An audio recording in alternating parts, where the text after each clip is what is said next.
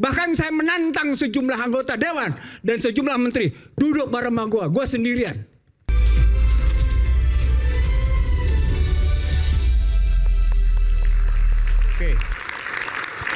Oke, soal sumber, 1 ketidakadilan, 2 geng Solo, 3 CIA, keterlibatan pihak asing. Salah satunya bukan 10 poin itu bukan National Endowment for Democracy ya, karena itu dibiayai oleh Kongres. Dia enggak itu. Yang terakhir aja sebetulnya yang bagian ke-10 yang dikutip sama sumber yang dari Oke, bukan 10-10-nya. Bukan. Nah, ini jadinya Mas Aiman, kalau kita menganalisis sebuah social change, sebuah kejadian itu di masyarakat, tentu kalau terjadi sesuatu itu faktornya nggak selalu tunggal. Yeah. Nah makanya tadi kan setelah mungkin ini jauh lebih kompleks dari ini, tapi kan karena saya dikasih waktu tadi malam jam 11 untuk ngomong, jadi sebentar saja saya riset, jadi 3 saja yang saya temukan, tetapi saya yakin ini jauh lebih kompleks dari ini. Oke. Nah, tapi Anda yang meyakini 3 itu bisa berperan atau bahkan 3-3-nya berperan? Bisa lebih kompleks dari ini penyebab. Enggak, pertanyaan saya 3-3 bisa berperan? Bisa-bisanya berperan. Tetapi adalah sekarang kita lalu kemudian mana yang lebih kuat, mana yang lebih lemah jawabannya perannya. Nah, kalau pihak asing itu tadi Mas Aiman sudah langsung mengatakan bahwa dia kemungkinannya agak berat gitu kan. Nah, kalau kenapa saya katakan berat? Karena bukti-buktinya juga saya harus lihat. Betul. Tetapi sebetulnya logikanya begini Mas Aiman. Tidak ada alur logika empirik yang kemudian bisa mendukung hal itu. Setuju Mas Meskipun Aiman. bisa saja terjadi kan, kita nggak tahu. Saya elaborasi sedikit pendapat Mas Aiman bahwa kalau ini terjadi di zamannya Pak Jokowi, karena Pak Jokowi itu lebih mendekat ke Cina, itu masuk akal. Kalau itu penyebabnya CIA, masuk akal. Tapi kan sekarang Pak Prabowo sama-sama dekat. Sudah sama-sama dekat ke Amerika juga. Dekat, jadi China kalau dekat, mau terlibat CIA itu agak-agak agak jauh. Tetapi meskipun gitu loh, kalau dilihat di banyak revolusi itu di dunia itu NID itu terlibat, CIA terlibat. Dari kerusuhan-kerusuhan dan segala itu dibiayai US Kongres, betul ya, Prof? Pakein boleh. Nah, dibiayai Kongres Amerika Serikat, tapi dibilang terlibat kerusuhan. National Endowment for Democracy funding by US Congress. Dan menurut Bung Muniani membiayai kerusuhan. Operasi di seluruh dunia yang bergerak atas nama demokrasi liberal. Bukan kerusuhan dong. Bukan, artinya dia bisa memicu soal kerusuhan, tapi paling tidak dia mempromosikan demokrasi liberal. Ya kalau kayak gitu nanti media juga bisa dibilang provokasi kerusuhan. Bukan. Itu nanti akan muncul pada berbagai aktivitas di beberapa tokoh. Karena dia tidak sendiri. Lembaga ini tidak bekerja sendiri. Dia akan bekerja dengan beberapa jaringan yang ada di sebuah negara nasional itu. Oke, untuk mengembangkan demokrasi.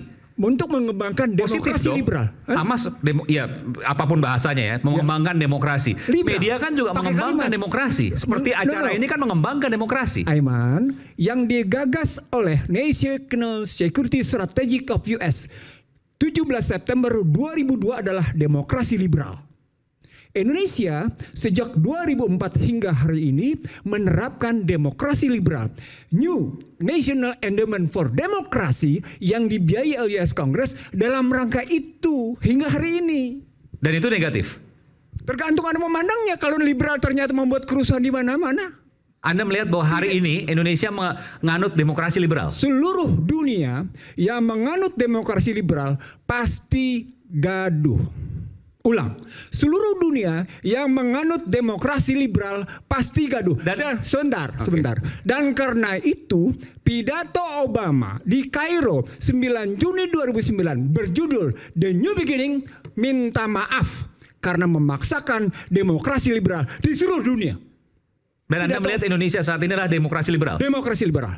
Jadi kalau tadi disebut oleh dan rawan rusuh. Sebentar. Yang disebut oleh Buniani tentang kriminalisasi itu disebabkan oleh pasal 6A ayat 2. Presiden dan wakil presiden gitu ya diusulkan oleh satu partai politik atau beberapa gabungan partai politik yang dipilih langsung dalam pemilihan umum. Apa dampaknya? Presiden adalah I am the law. Dan itu tunduklah DPR. Maka presiden bisa melakukan kriminalisasi, bisa melakukan politisasi, bisa melakukan komersialisasi. Dan itu dilakukan? Dan itu dilakukan oleh presiden. siapa? Siapa saja presidennya. Dari zaman SBY sampai sekarang. melakukan hal yang sama. Sama. Dia bisa melakukan politisasi, dia bisa melakukan kriminalisasi, dia bisa melakukan komersialisasi. Karena sistemnya begitu. Perhatikan baik-baik, itu sistemnya bekerja. Dan itu membuat I am the king, I am the law. Sistem. Oke, kita buka satu-satu. Bukti Pak SBY misalnya apa? SBY memberlakukan Undang-Undang 2507. Penanaman modal bersifat bebas sehingga seorang Aiman sama dengan orang asing. Bukan soal kriminalisasi misalnya. Loh, kriminalisasi. Nah, ada kata I am the law dan presiden bisa melakukan kriminalisasi. Contoh? Zaman PSBY kriminalisasi apa? Terkena Habib Rizik. Ketika proses yang namanya di Monas, ingat. Habib Rizik masuk pada peristiwa Monas. Terkena. Padahal Anda namanya bicara demokrasi, tapi terkena. Nah, situasi sekarang dengan Undang-Undang ITE berlaku apa yang disebut oleh yang namanya Washington Post sebagai civility war. Ulang, civility war. Kalau civility war, Anda mestinya terima karena memang Anda melakukan demokrasi liberal. Oke, satu tadi ya contoh. Ya. Cuma satu. Iya. PSBY cuma satu. Paling tidak itu yang saya ingat. Nanti kalau seandainya ada bantahan silakan. Pak Jokowi banyak sekali kriminalisasinya. Okay. Teman-teman yang masuk kemarin, termasuk Ihsanuddin Nursi dikenain kriminalisasi. Loh, belasan jam gue diperiksa dan tegas-tegas gue bilang, hei polisi, Anda mestinya menjadi pengayom, Anda mestinya akan triberata. Bukan di sini gue ngomong. Polisi mestinya tahu diri. Tegas gue bilang. Waktu itu Anda? Loh, karena polisi sudah menjadi alat kekuasaan. Itu real.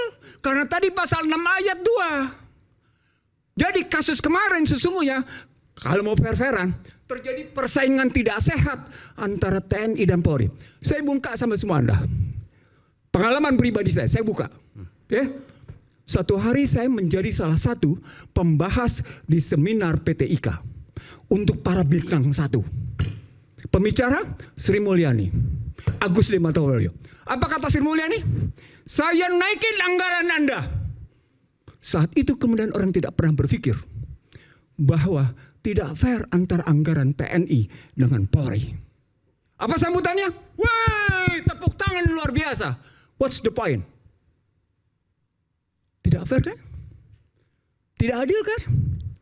Persoalan di situ muncul alokasi anggaran yang sesungguhnya menunjukkan ada pembedaan antara TNI sama Polri. Suka tidak suka, kejadian nyata. Dan itu saya buka di situ dan kemudian saya sebutkan ini ada masalah. Lalu saya tanya pada Ani, saya tanya pada Agus, hadir juga yang namanya Luhut Binsar Panjaitan. Saya tanya pada mereka, kasus tentang Trump yang baru berkuasa itu adalah Trump periode pertama adalah deglobalisasi yang di dalamnya berarti memerlukan pertahanan ke dalam dan keamanan ke dalam. Kenapa Anda tetap melakukan globalisasi? Yang itu berarti berhubungan dengan peristiwa bagaimana pertemuan di Toronto dan di Georgia tentang bagaimana meningkatkan peran polisi. Loh, ini jadi bukan variabel seperti yang Buniani bilang, bukan variabel tunggal. Dari situ aplikasinya adalah soal perencanaan. Bagaimana kita merencanakan keamanan? Bagaimana kita merencanakan pertahanan? Bagaimana menimbulkan rasa keadilan? Yang itu kemudian tidak terjadi sejak yang namanya Indonesia mengidap demokrasi liberal. Itu fakta. Itu tujuan Anda mau dibalikan seperti Undang-Undang 45 yang asli. Walaupun dia punya kekurangan, kewajiban kita adalah setia pada para pejuang pendiri bangsa dan bukan mengkhianatinya. Nah, ini serius. Artinya mereka yang bicara Undang-Undang Dasar 22 adalah mereka yang mengkhianati pada pendiri Republik. Maka semua lembaga negara akan terhapuskan dengan itu. Itu tidak ada MK. Itu masuk tetap MK. Tidak ada, karena di undang-undang yang asli tidak ada MK. Tinggal masuk ke ruang Mahkamah Agung. Kembali ke Mahkamah Agung. Tinggal gampang Mahkamah Agung, kenapa enggak? Ini kan soal kecerdasan dan kemudian kesetiaan pada yang namanya pendiri republik ini. Kalau Anda mau jadi pengkhianat seperti saya bilang kepada para menteri dan sejumlah anggota DPR, monggo silakan Anda Dan jadi presiden pengkhianat. dipilih oleh DPR dan kemudian dengan mudah juga digulingkan oleh DPR seperti Gus Dur waktu itu. Oh, ada cara untuk mempertahankan dengan baik. Sekali lagi pertanyaan Anda pertanyaan menyederhanakan yang menyesatkan. Dan itu pernah terjadi. Oi, soal terjadi lain dengan soal pembaharuan.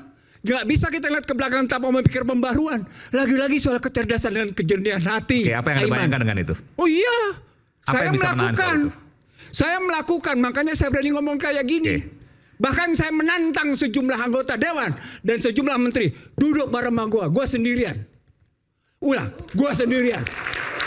Ayo, mari kita bertarung konsep. Apa yang bisa Anda sampaikan ketika kembali ke Undang-Undang 45, maka presiden tidak dengan sangat mudah bisa dilengsarkan oleh DPR, parlemen. Tergantung bagaimana sesungguhnya persyaratan yang kita buat dalam merujuk apa yang disebut dengan pertanggungjawaban pada peran MPR. Itu dibikin susun sedemikian rupa tentang bagaimana kita memperbaiki peranan MPR dan peranan DPR. Oke. Baik, Itu kata kunci. Oke, baik. Baik, Satu lagi, yang kedua, paling penting sebentar. Sepanjang presidennya dalam model pasal 6 ayat 2 yang dihubungkan dengan pasal 4 bahwa dia adalah pemegang kekuasaan tertinggi dalam menjalankan pemerintahan, dia cuma menjadi orang kaki tangan oligarki ekonomi. Fakta. Dan itu terjadi sekarang. Terjadi. Harus diakui. Kalimatnya siapa? Kalimat Ahok. Joko Widodo tidak bisa menjadi presiden tanpa dukungan para pengembang. Pengembang. Oh iya, omongan Ahok jelas. Apa kalimat Aguan? Apa kalimat Aguan? Kami harus menyelamatkan muka presiden. Hei, ayo, ayo kita bilang. Dan menurut Anda itu adalah kerusakan. Anda bisa jelaskan bagaimana kerusakan ketika presiden dikuasai oleh oligarki? Gampang sekali. Kalimat intelektualnya adalah financialization. Yang kaya makin kaya, yang miskin makin miskin.